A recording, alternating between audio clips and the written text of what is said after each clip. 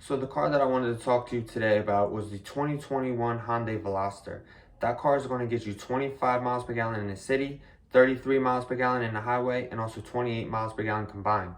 It was also a top safety pick back in 2020 with anti-lock brakes, lane keeping assist, forward collision avoidance assist, driver assistance warning, blind spot collision warning, high beam assist, smart cruise control, and rear cross traffic collision warning.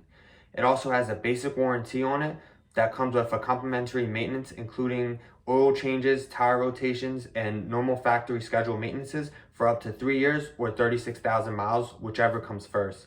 It also comes with 5 different trims. It comes with the 2.0, which is the basic model, the 2.0 Premium, the Turbo R Specs, the Turbo, and the Turbo Ultimate. The best thing about this car is that it's a 3-door hatchback. You're not going to get that anywhere else in the market except for Hyundai.